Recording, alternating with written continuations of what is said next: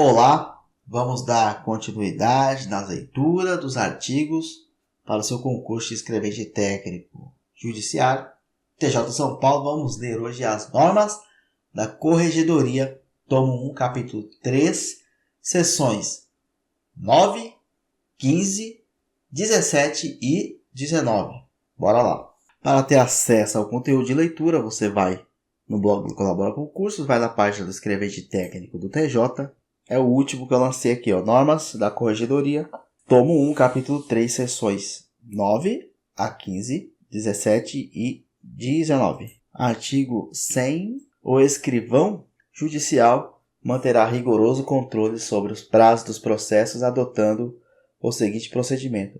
Em todos os ofícios de justiça, o controle dos prazos dos processos será efetuado mediante o uso de escaninhos numerados de 1 a 31, correspondentes aos dias do mês, nos quais os autos serão acondicionados de acordo com a data de vencimento do prazo que estiver fluindo. Os prazos serão verificados diariamente de acordo com as datas de vencimento, certificando-se o decurso para a adoção das providências cabíveis. Nos escaninhos, os autos dos processos serão acondicionados na posição vertical em ordem numeral crescente, de forma a permitir rápida localização e perfeita identificação e visualização. Serão acondicionados nos escaninhos de prazo os autos dos processos que aguardam o cumprimento de diligências, cumprimento e devolução de cartas precatórias, respostas a ofícios expedidos, cumprimento de mandatos, realização de inspeções e perícias, etc. Mensalmente, até o 10º dia do mês subsequente ou útil seguinte,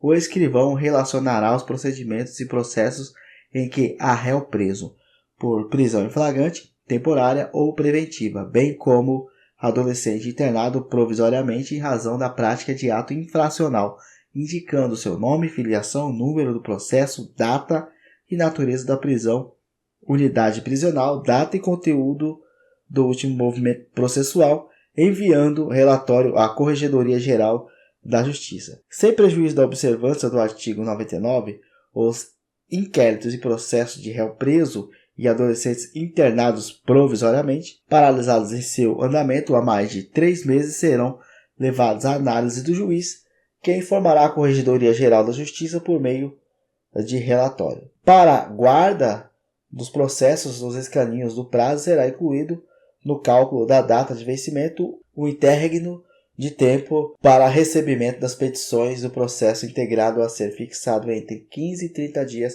de acordo com o fluxo de entrega normalmente observado na comarca. Faculta-se aos ofícios de justiça a manutenção de escaninhos destinados a acondicionar autos de processo que aguardam a publicação de despachos e sentenças no Diário de Justiça Eletrônico imprensa já remetida, organizados por data de remessa, bem como escaninhos destinados a autos de processos que aguardam a realização de audiências, desde que inteiramente cumpridos, organizados por data. Parágrafo 3º. Os autos dos processos em que houver algum ato pendente de execução pelos serventuários não poderão ser colocados nos escaninhos de prazo. Parágrafo 4º. O controle de prazos poderá ser efetuado por sistema informatizado que permita a emissão de relatórios diários dos processos com o prazo vencido. Artigo 101. O escrivão judicial acompanhará com regularidade a devolução dos autos de recebimento das cartas postadas pelo correio, providenciando para que sejam juntados aos autos imediatamente após a devolução. Remessa de autos à instância superior 102. Antes da remessa dos autos à instância superior, os escrivães judiciais ou sob sua supervisão, os escreventes, revisarão a numeração das folhas dos autos nos termos do artigo 91, certificarão nos autos eventuais suspensões de expediente havidas no período que vai da data da intimação às partes da sentença ou de despacho que provocou o inconformismo até a data em que foi protocolada a petição que contém o recurso, com as especificações e motivações respectivas. Formarão autos suplementares se o processo envolver questão de alto risco, conforme determinação judicial, facultada a digitalização das peças processuais, as quais serão armazenadas em disco rígido. Estação de trabalho com cópia de segurança, backup e pendrive sob a responsabilidade do escrivão judicial. Zelarão pelo correto encaminhamento dos autos e indicarão obrigatoriamente na certidão de remessa a inclusão de mídias ou sua eventual inexistência. Certificarão o valor do preparo e a quantia efetivamente recolhida com a vinculação da utilização do documento ao número do processo dos termos do artigo 1093 das NSGJ, deixando para a apreciação da instância superior eventuais irregularidades dos papéis em andamento ou findos. Os papéis em andamento ou findos serão conservados e, quando for o caso, encadernados, classificados ou catalogados, aplicando-se quanto ao seu descarte o disposto no parágrafo 2º do artigo 74. Artigo 104. A expedição de certidões em breve relatório ou de inteiro teor compete exclusivamente aos ofícios de justiça. Sempre que possível, as certidões serão expedidas com base nos assentamentos constantes do sistema informatizado, cabendo ao escrivão dar a sua fé pública do que nele constar ou não, admitida de qualquer forma a consulta aos autos de processo em andamento ou findos, livros ou papéis a seu cargo, caso em que se designará o número e a página do livro ou processo onde se encontra o assentamento. Parágrafo 2º. As certidões serão expedidas no prazo de 5 dias, contados da data do recebimento do respectivo pedido pelo ofício de justiça fornecido ao endereçado protocolo de requerimento. Serão atendidos em 5 dias úteis os pedidos de certidões de objeto e pé, formulados pelo correio eletrônico, e-mail institucional de um ofício de justiça para o outro. A certidão será elaborada e encaminhada pelo ofício de justiça diretamente à unidade solicitante. Se houver necessidade de requisição de autos do arquivo geral, os prazos desse artigo contar-se-ão do recebimento do feito pelo ofício de justiça. A expedição de certidão de processos que correm em segredo de justiça dependerá de despacho do juiz competente. 104A. A requerimento escrito do credor, tratando-se de decisão judicial transitada em julgado que reconheça a existência da obrigação de pegar quantia certa ou alimentos, expedir-se-á certidão de teor da decisão para fins de protesto extrajudicial, a qual deverá indicar nome, número de inscrição no cadastro do Ministério da Fazenda, CPF ou CNPJ, no Registro Geral de Identidade, RG, ou no Registro Nacional de Estrangeiro, RNE, e endereço do credor. Nome, número de inscrição no cadastro do Ministério da Fazenda, CPF, CNPJ, no Registro Geral de Identidade ou no Registro Nacional de Estrangeiro e endereço do devedor. Número do processo judicial, o valor da dívida, a data em que, após a intimação do executado, decorreu o prazo legal para pagamento voluntário. Parágrafo 1º. As certidões serão expedidas no prazo de 3 dias contados da data do recebimento do respectivo pedido pelo ofício de justiça. A expedição de certidão de processos que correm em segredo de justiça dependerá de despacho do juiz competente. Em todos os casos, a certidão será levada a protesto sob a responsabilidade do credor. A requerimento do executado, o protesto será cancelado por determinação do juiz mediante ofício a ser expedido ao cartório, no prazo de 3 dias, contado da data de protocolo do requerimento, desde que comprovada a satisfação integral da obrigação. Nas ações minoritárias, havendo conversão do mandado monitório em título executivo judicial na forma do artigo 701, parágrafo 2º do CPC, a certidão para fins de protesto deverá conter conteúdo do mandado monitório com a obrigação de pegar quantia certa sob as penas da lei, a data do trânsito em julgado da decisão, que deverá ser considerada a data do decurso do prazo para a oposição dos embargos sem pagamento, e a data do decurso do prazo para pagamento voluntário nos termos do artigo 523 do CPC. 105. Constarão de todos os mandados expedidos número do respectivo processo, número de ordem da carga correspondente, registrada no livro próprio, o seguinte texto ao pé do instrumento. É vedado ao oficial de justiça o recebimento de qualquer numerário diretamente da parte. A identificação do oficial de justiça no desempenho de suas funções será feita mediante a apresentação de carteira funcional obrigatória em todas as diligências aqui. Quer dizer o seguinte, que o oficial de justiça não pode receber dinheiro, tá? Não pode receber dinheiro nessas notificações aí de mandados. Parágrafo 1º. Nos mandados em geral, constarão todos os endereços dos destinatários da ordem judicial declinados ou existentes nos autos, inclusive do local de trabalho. Aos mandados e contramandados de prisão e alvarás de soltura aplicam-se as disposições constantes da seção 12 do capítulo 4, no que couberem. Quando fala assim em mandados, são ordens do juiz, tá? Mandado de prisão é uma ordem futura que o juiz mandou para o oficial de justiça, tá? Mais ou menos assim, não confundir mandado com mandato, com T, mandato com T. É o período em que alguma pessoa, através de cargo eletivo, assume a administração de algum setor, por exemplo, né? Um político, vamos dizer assim. 106. Na hipótese do mandado anterior, não consignar elementos essenciais para o cumprimento da nova diligência, será dispensado o seu desentranhamento e aditamento, expedindo-se novo mandado. Os mandados serão entregues ou encaminhados aos encarregados das diligências mediante a respectiva carga. Os mandados que devam ser cumpridos pelos oficiais de justiça serão distribuídos na forma regulada pela Corregedoria Geral aos que estiverem lotados ou à disposição das respectivas comarcas ou varas. Parágrafo único. Os mandados de prisão não serão entregues aos oficiais de justiça, mas encaminhados ao Instituto de Identificação Ricardo Gluberton Daunt, IIRGD. Então, quando for um mandado de prisão, não vai ser o oficial de justiça que vai prender o cidadão. Esse mandado de prisão vai ser encaminhado para este instituto aqui. Lembrar disso. Se cair no concurso, pode ser uma pegadinha, tá?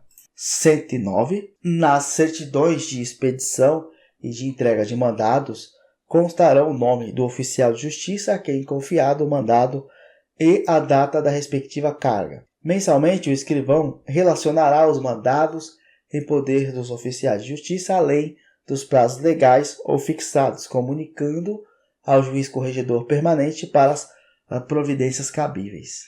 111. A lavratura de ofícios observará as regras de escrituração dispostas na seção 7 do presente capítulo e o seguinte.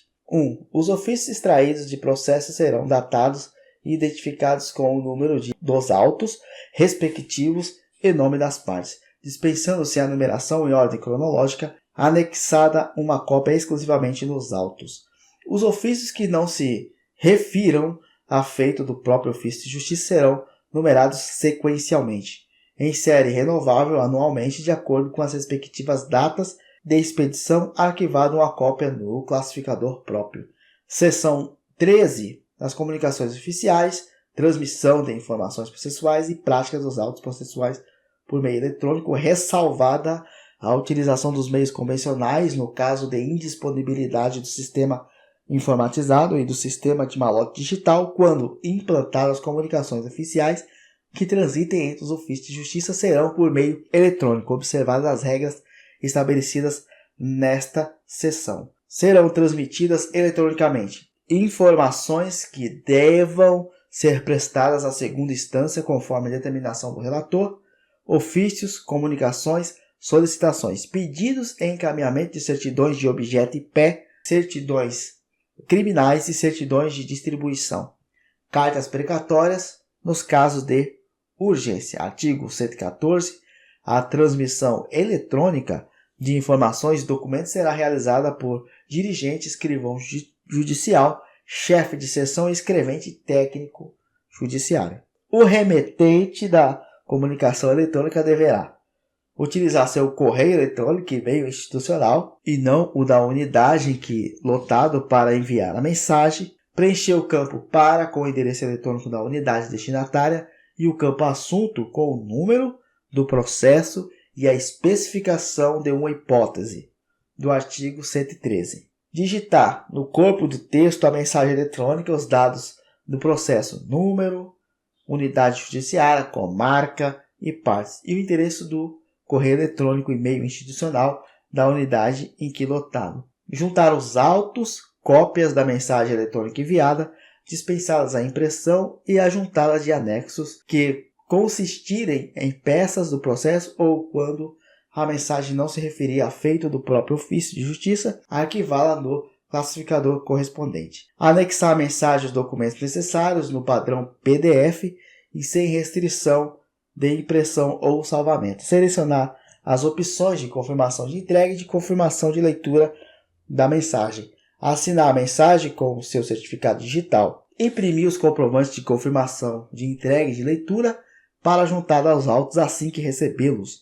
Inserir no sistema informatizado de andamento processual a informação de envio da mensagem eletrônica. O ofício de justiça que receber a mensagem deverá expedir eletronicamente as confirmações de entrega e de leitura da mensagem que valerão como protocolo, imprimir a mensagem bem como os eventuais anexos para juntá-la aos autos do processo ou arquivamento em classificador próprio, se for o caso, inserir no sistema informatizado de andamento processual a informação de recebimento da mensagem eletrônica, se for o caso, promover a conclusão no prazo legal quando a mensagem se referir a providências a cargo do juiz, encaminhar eletronicamente a mensagem no mesmo prazo de conclusão ao correio eletrônico institucional do juiz, se este assim o determinar, ou ao correio institucional do funcionário a quem couber o envio da resposta. Quando fala correio eletrônico, aqui eles falam e-mail, tá? 117. A resposta aos e-mails deverá ser dada eletronicamente, cabendo ao juiz a quem a mensagem houver sido encaminhada nos termos do inciso 5 do artigo 116 ou ao funcionário encarregado do envio da resposta preenchendo o campo para o endereço do correio eletrônico e-mail da unidade cartorária do remetente da mensagem original. Na ausência da expedição da confirmação de entrega e leitura pelo destinatário da mensagem, presumir-se-ão recebidas e lidas as mensagens no primeiro dia útil subsequente do envio. Parágrafo único. Tratando-se de medidas urgentes, ser frustrada a entrega ou, se não confirmados o recebimento e a leitura até o dia seguinte à transmissão, o remetente entrará em contato telefônico com o destinatário e, se for o caso, reenviará a mensagem, de tudo lavrando-se certidão nos autos. Artigo 119. Em se tratando de documentos que devam ser juntados em processo digital, será feita em PDF a impressão de que cuidam os incisos 4 e 8 do artigo 115 e o inciso 2 do artigo 116. 120.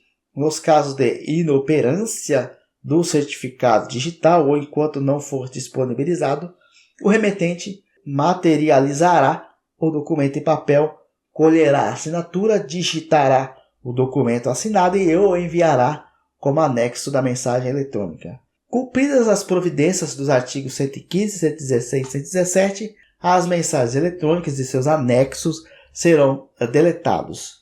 Subseção 1 das informações eletrônicas obtidas por meio do sistema Infoju. A solicitação e o recebimento de informações da Receita Federal do Brasil relacionadas a endereço ou à situação econômica financeira da parte em processo judicial serão realizados pelo sistema Infoju diretamente pelos magistrados ou servidores indicados, sendo obrigatório o uso de certificado digital ICP Brasil padrão A3. As informações relacionadas à situação econômica financeira serão juntadas aos autos, passando a tramitar sob segredo de justiça nos termos do artigo 189, inciso 1 do Código do Processo Civil. Aqui, a intimidade de cada cidadão é inviolável. Então, informações financeiras das pessoas, né, em investigação ou julgamento não podem ser divulgadas, expostas. Então, por isso, anda em segredo de justiça. Serão igualmente juntadas aos autos as informações que versarem apenas sobre o endereço da parte. Não será necessária a tramitação sob segredo de justiça. Artigo 122. A carta precatória será confeccionada em 3 vias, servindo uma delas de contrafé. O pagamento da taxa judiciária devida em razão do cumprimento deverá ser demonstrado até o momento da distribuição mediante a juntada da primeira via original do respectivo comprovante de recolhimento. Quando o ato deprecado for a citação, será instruída com tantas cópias da petição inicial quantas sejam as pessoas a citar. Exclusivamente em matéria criminal e de infância e juventude para atos infracionais, se a ordem judicial puder ser cumprida na forma remota, o ato não será deprecado, salvo na hipótese de tentativa frustrada de cumprimento remoto ou na hipótese do artigo 995, parágrafo 10 NSCGJ. Não se aplica esta vedação aos atos de matéria civil e aqueles a serem cumpridos em outro estado de federação ou por outro tribunal, e também aos atos que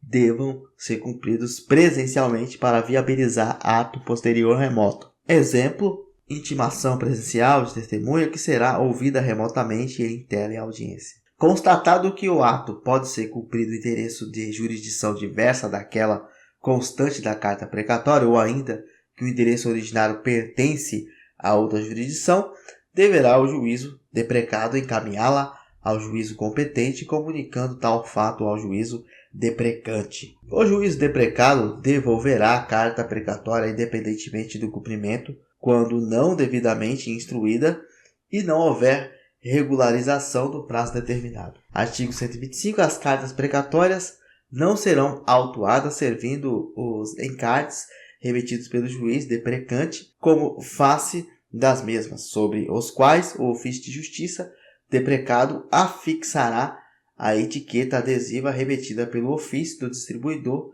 que servirá de identificação das partes e da natureza do feito, cuidando também anotar no auto à direita o número do processo. As cartas precatórias, quando possível, servirão como mandado. Não atendidos pedidos de informações sobre o cumprimento do ato, cumprirá ao ofício de justiça do juízo deprecante reiterar a solicitação e estabelecer contato telefônico com o escrivão do juízo deprecado, de tudo certificando nos autos.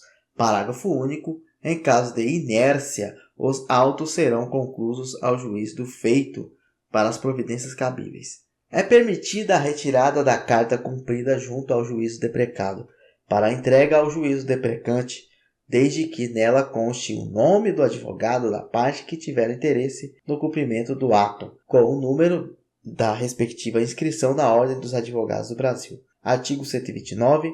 Ao retornar cumprida a precatória, o escrivão judicial juntará aos autos principais apenas as peças essenciais e imprescindíveis à compreensão das diligências realizadas no juízo deprecado, especialmente as certidões de lavra dos oficiais de justiça e os termos de que foi deprecado, salvo determinação judicial em contrário. Havendo urgência, tramitir-se-á a carta precatória por facsímile, fax, telegrama, telefone, radiograma ou correio eletrônico, e-mail, observando-se as cautelas previstas nos artigos 264 e 265 do Código de Processo Civil e nos artigos 354 e 356 do Código do Processo Penal. Parágrafo único. A via original da carta não será encaminhada ao juiz deprecado. Será encartada aos autos, juntamente com a certidão de sua transmissão, tão logo ocorra o pedido de confirmação de seu teor para a parte do juízo destinatário. Artigo 131. As cartas rogatórias cíveis e criminais serão expedidas conforme o procedimento. Modelos e formulários aprovados e divulgados pela Corregedoria Geral da Justiça no sítio do Tribunal de Justiça na internet. Das intimações, 132. A intimação dos atos e termos do processo ou do expediente administrativo far-se-á sempre que possível por meio eletrônico e mediante publicação no Diário de Justiça Eletrônico. Parágrafo único. É vedado ao servidor dos ofícios de justiça prestar informações por telefone aos advogados, aos membros do Ministério Público, às partes e ao público em geral, acerca dos atos e termos do processo. Os despachos, decisões, interlocutórias e sentenças devem ser encaminhados à publicação no Diário Oficial da Justiça Eletrônico dentro do prazo de 3 dias a contar da devolução dos autos em cartório. Parágrafo único. O mesmo prazo deverá ser observado para fins de cumprimento da intimação por meio eletrônico. Artigo 134. As intimações de atos ordinatórios, despachos, decisões interlocutórias e sentenças, qualquer que seja o meio empregado, consumar-se-ão de maneira objetiva e precisa, sem ambiguidades e omissões, e conterão o número dos autos, o objeto do processo segundo a tabela vigente e o nome das partes. O resumo ou transcrição daquilo que deva ser dado conhecimento, suficientes para o entendimento dos respectivos conteúdos.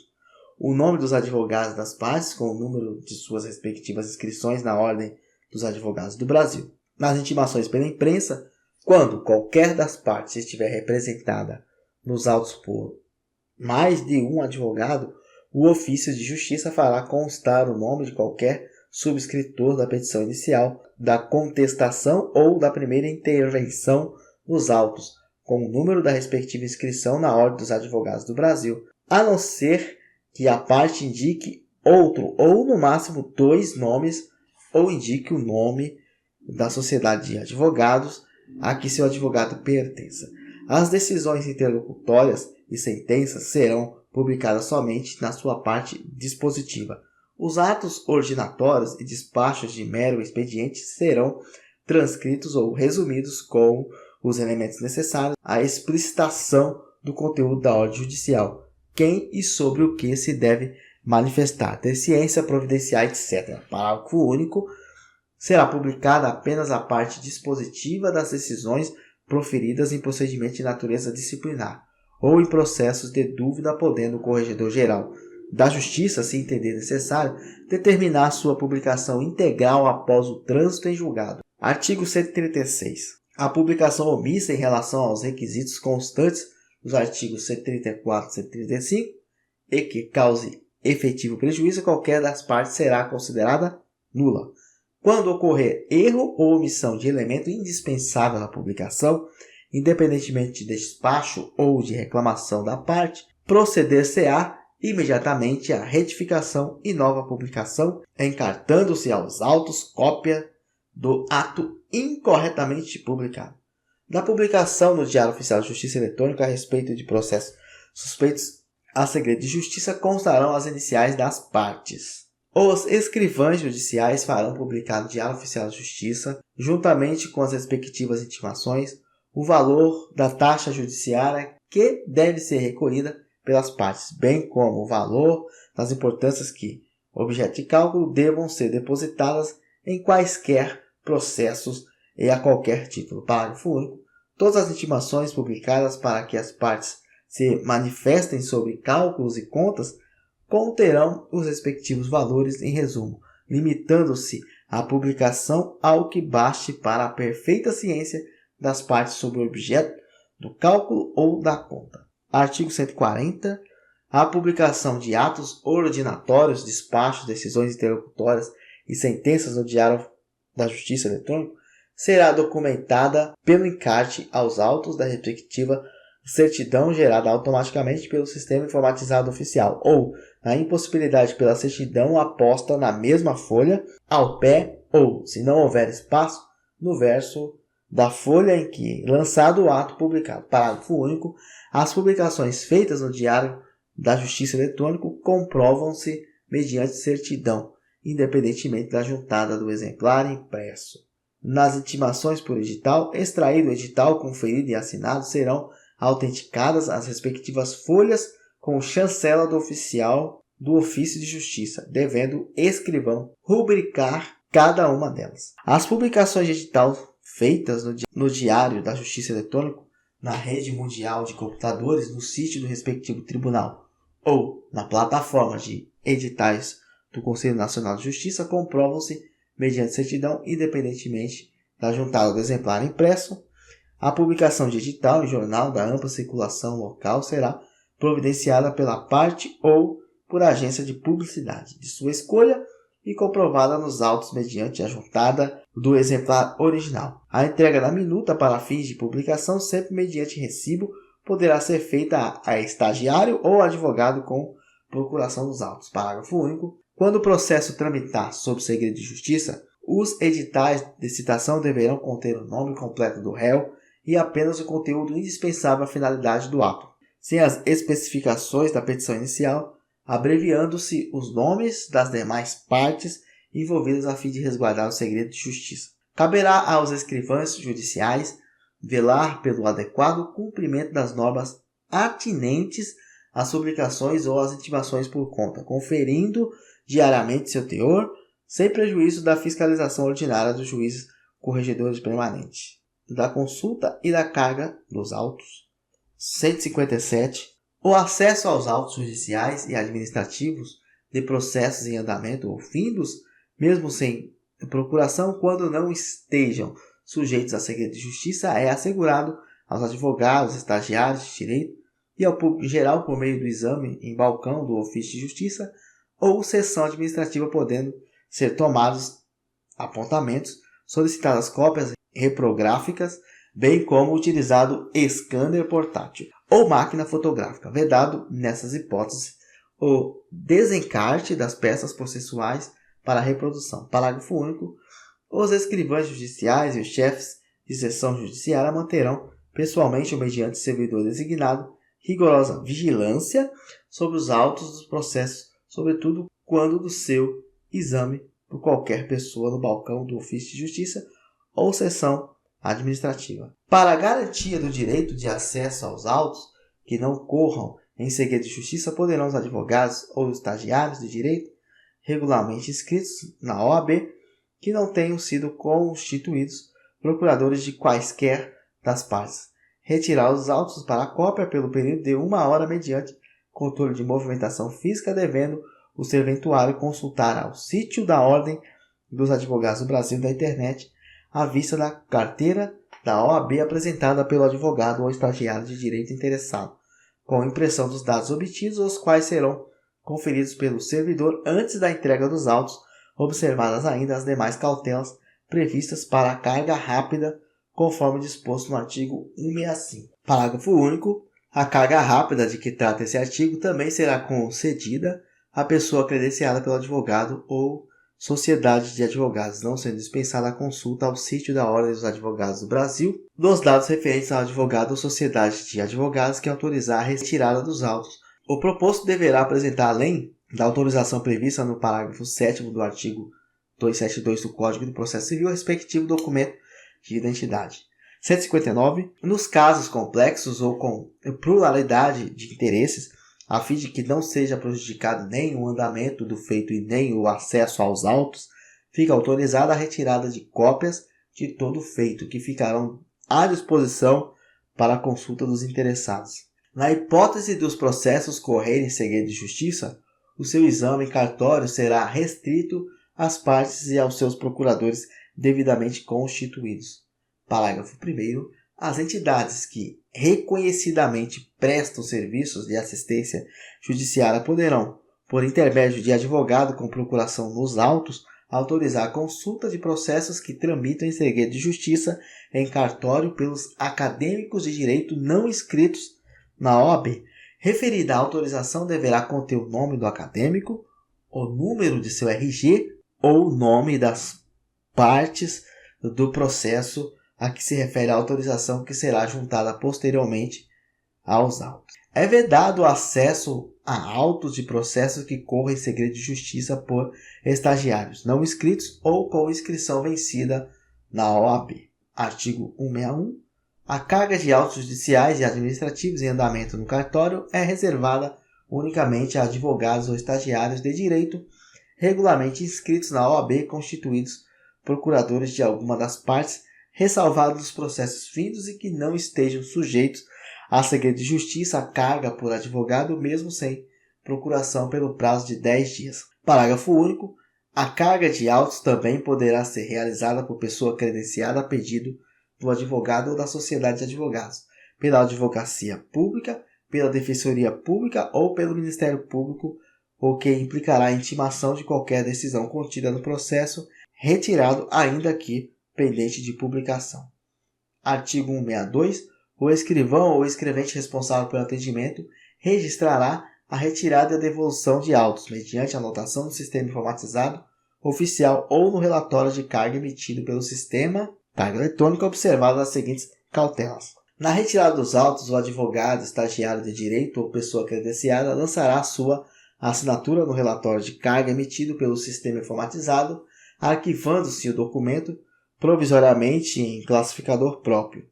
Na evolução do feito, o servidor do ofício de justiça ou da seção administrativa efetuará a baixa no relatório de carga, juntando-se imediatamente aos autos. O livro protocolo de autos e papéis em geral será utilizado quando não for possível a utilização do sistema informatizado, caso em que serão lançados no livro a assinatura do destinatário e nos autos o termo de carga e recebimento. No relatório eletrônico ou no livro de protocolo constarão o número da carteira profissional e respectiva seção expedida pela OAB, em nome do destinatário, ou o número da carteira de identidade quando tratasse de pessoa credenciada pelo advogado ou sociedade de advogados, facultado ao servidor, na dúvida, solicitar a exibição dos documentos. Parágrafo 3º. A baixa da carga de autos constante de relatório eletrônico ou de livro protocolo far-se-á imediatamente à vista do interessado, sendo-lhe facultada a obtenção de recibo de autos assinado pelo servidor, em instrumento previamente confeccionado pelo interessado e do qual constarão designação do ofício de justiça ou da seção administrativa, número do processo, tipo de demanda, nome das partes e a data da devolução. A cada auto processual corresponderá um recibo e a subscrição pelo servidor não implica reconhecimento da respectiva regularidade interna. Artigo 163. Os advogados, a sociedade dos advogados, os representantes judiciais da Fazenda Pública e os membros do Ministério Público e da Defensoria Pública, mediante petição dirigida ao juiz corregedor permanente, poderão indicar prepostos,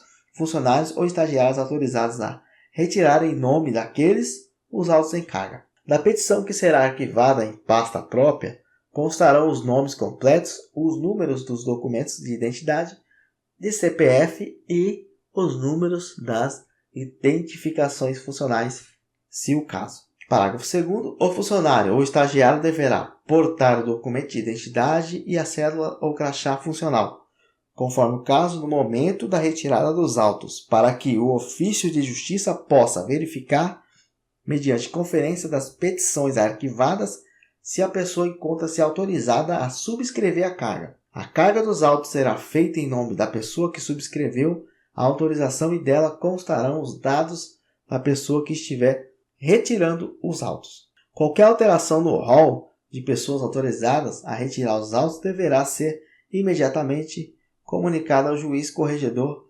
permanente.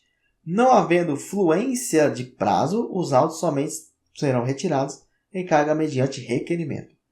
Na fluência de prazo, os autos não sairão do ofício de justiça, salvo nas hipóteses expressamente previstas na legislação vigente, ressalvado, porém, em seu curso ou em outras hipóteses de impossibilidade de retirada dos autos ou direito de requisição de cópias quando houver justificada urgência na extração respectiva mediante autorização judicial, observando-se o procedimento próprio. Parágrafo 2º. Na fluência de prazo comum, só em conjunto ou mediante prévio ajuste por petição nos autos, os procuradores das partes e seus prepostos retirarão os autos, ressalvada a obtenção de cópias para a qual cada procurador ou preposto poderá retirá-los pelo prazo de 2 ou 6 horas mediante carga, independentemente de ajuste, observado o término do expediente forense. Artigo 165. A carga rápida dos autos será concedida pelo escrivão ou o escrevente responsável pelo atendimento pelo período de 1 hora mediante controle de movimentação física dos autos conforme formulário a ser preenchido e assinado por advogado ou estagiário de direito previamente constituído no processo ou ainda por pessoa credenciada pelo advogado ou sociedade de advogados, respeitado o seguinte procedimento. Os requerimentos serão recepcionados e atendidos desde que informados até às 18. O formulário de controle de movimentações físicas será juntado aos autos no exato momento de sua devolução ao ofício de justiça, certificando-se o respectivo período de vista. Na hipótese dos autos não serem restituídos no período fixado, competirá ao escrivão de justiça representar no prazo de 24 horas ao juiz corregedor permanente, inclusive para fins de providências competentes junto à Ordem dos Advogados do Brasil. É vedada a retenção do documento de identificação do advogado ou do estagiário de direito no ofício de justiça para a finalidade de controle de cargas de autos em qualquer modalidade ou circunstância. O advogado deve restituir no prazo legal os autos que tiver retirado do ofício de justiça. Se intimado pessoalmente, o advogado não devolver os autos no prazo de 3 dias, perderá o direito à vista fora do cartório e incorrerá em multa correspondente à metade do salário mínimo. Verificada a falta, o juiz comunicará o fato à seção local da Ordem dos Advogados do Brasil para procedimento disciplinar e imposição das penalidades. O expediente de cobrança de autos receberá autuação singela sem necessidade de registro. Devolvidos os autos, o ofício de justiça, depois de seu minucioso exame, juntará o expediente de cobrança de autos, certificando-se a data e o nome de quem os retirou e devolveu. Na hipótese de extravio dos autos, o expediente de cobrança instruirá o respectivo procedimento de restauração. O escrivão ou chefe de seção deverá mensalmente até o 10º dia útil do mês subsequente verificar o cumprimento dos prazos de devolução dos autos retirados, relacionar em 2 vias os autos em poder das partes, além dos prazos legais ou fixados, a primeira encaminhada sob forma de representação ao juiz corregedor permanente para as providências previstas no artigo 167 e a segunda via para acompanhamento e controle arquivada em pasta própria. O disposto nessa seção aplica-se no que couber a todos os demais destinatários de carga do arquivamento, rearquivamento, desarquivamento de processos e pesquisa histórica de acervo arquivado. Nenhum processo será arquivado sem sentença definitiva ou decisão terminativa, incluindo neste último caso a hipótese de decisão de extinção do processo em razão da estabilização da tutela de que trata o artigo 304, parágrafo 1º do Código do Processo Civil, salvo os casos legais de suspensão do processo por prazo indeterminado, quando não será comunicada a sua extinção. Artigo 177. Após a publicação da decisão que determinou o arquivamento, os processos permanecerão no ofício de justiça por 30 dias, fim do prazo serão arquivados após realizadas as anotações e atos necessários do sistema informatizado oficial e do sistema da empresa terceirizada. Quando o cumprimento da sentença condenatória civil se der em juízo diverso daquele que o proferiu, o arquivamento dos autos no âmbito do Poder Judiciário do Estado de São Paulo deverá ser promovido pelo juiz da execução, que realizará todos os cadastramentos pertinentes à extinção do processo, quando for o caso. Artigo 179. É autorizado o arquivo provisório de processos que se encontrem em fase de execução de título judicial há mais de 1 ano e nos quais não tenham sido localizados bens do executado, mantido o nome das partes no cartório distribuidor. Os processos arquivados provisoriamente deverão ser excluídos das estatísticas mensais. Fica vedada às partes e advogados a consulta ou retirada de processos nos depósitos do arquivamento terceirizado. Nos depósitos do arquivo terceirizado. O interessado consultará o processo no ofício de justiça onde tramitou o processo objeto do pedido de desarquivamento, promovendo à unidade judicial a requisição do sistema da empresa terceirizada, CGDAO, observando o prévio recolhimento da taxa de desarquivamento dos autos, quando se tratar de pedidos abrangidos pela gratuidade judiciária ou isenção. Parágrafo único. O interessado no desarquivamento será intimado por qualquer meio idôneo de comunicação da chegada dos autos ao cartório e do prazo de 30 dias para a manifestação, bem como de que, decorrido o prazo sem manifestação, os autos retornarão ao arquivo. É expressamente vedado o manuseio de autos processados em segredo de justiça, exceção feita às partes e aos advogados por elas constituídos ou mediante ordem judicial expressa. Parágrafo único. A extração de cópia reprográfica ou certidão de processos com segredo de justiça, bem como o desentranhamento de documentos, dependerão de despacho do juiz competente. 183. Permite-se a pesquisa histórica em local apropriado mediante solicitação prévia para a Coordenadoria de Gestão Documental e Arquivos, que fará os encaminhamentos necessários para autorizar o acesso ao processo objeto da pesquisa. É isto, em breve voltaremos com mais leitura, complementando as normas da corregedoria. São mais 2 leituras das normas, depois a gente entra com o exercício. Muito obrigado, até a próxima. Valeu!